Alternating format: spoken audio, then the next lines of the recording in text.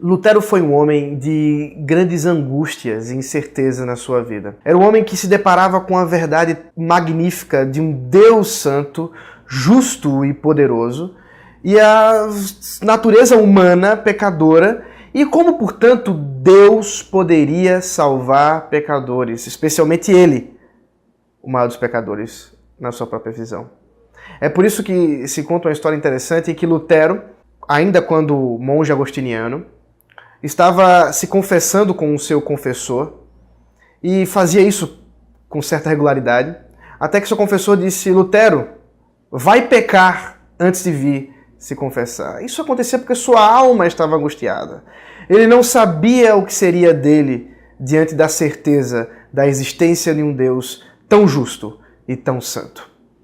A sua alma apenas descansou quando ele, ao ler e estudar o livro de Romanos, especialmente onde está escrito Romanos capítulo 1, verso 16 e 17, que diz: Pois não me envergonho do Evangelho, porque é o poder de Deus para a salvação de todo aquele que crê, primeiro do judeu e também do grego, visto que a justiça de Deus se revela no Evangelho, de fé em fé, como está escrito, o justo viverá por fé. E apenas quando se debruçou ao estudar esse texto, ele pôde encontrar descanso para a sua alma na doutrina da justificação pela fé mediante a graça. Isso aconteceu porque quando ele observou que a justificação, que a justiça requerida por Deus não era a justiça vingadora, mas a justiça amorosa, que torna o homem justo através de Cristo, possibilitando assim que o homem seja salvo, ele poderia ter certeza de que por Cristo e através dele, ele poderia descansar a sua alma. A doutrina da justificação é central para o crente. É nela que podemos observar o motivo de Jesus Cristo ter cumprido a lei. Jesus cumpriu perfeitamente a lei, para que, ao tornar-se justo, ele entregasse a sua justiça aos homens, que por meio da fé se apropriam e assim podem se tornar justos, assim como ele também recebeu o pecado desses homens, para que eles não recebessem a vingança de Deus.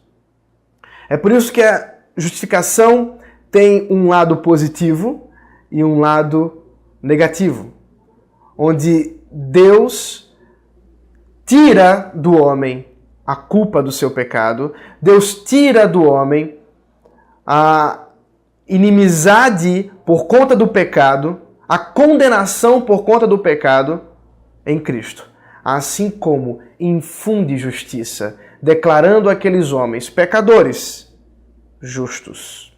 Claro, eles não serão, portanto, justos por não pecarem mais, mas porque Cristo fez por eles o que ninguém poderia fazer, tornando-os assim justos. E como é então que esses homens se apropriam disso?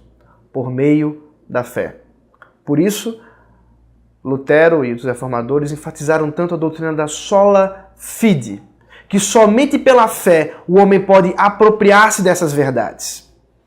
A fé é essa ação humana, essa atividade humana que recebe de Deus capacidade sobrenatural através do novo nascimento, para que possa, em primeiro lugar, reconhecer a sua incapacidade de ser justo.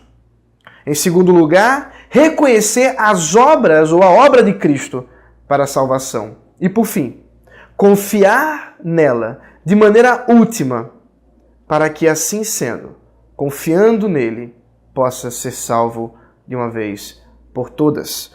Portanto, é somente pela fé que o homem pode apropriar-se dessas verdades, não como uma obra meritória, mas como um dom sobrenatural que Deus dá aos homens para que possam confiar naquilo que não poderiam confiar antes, porque não conheciam, mas confiar na obra de Cristo na cruz e assim serem justos, sendo justificados pelo Deus Santo.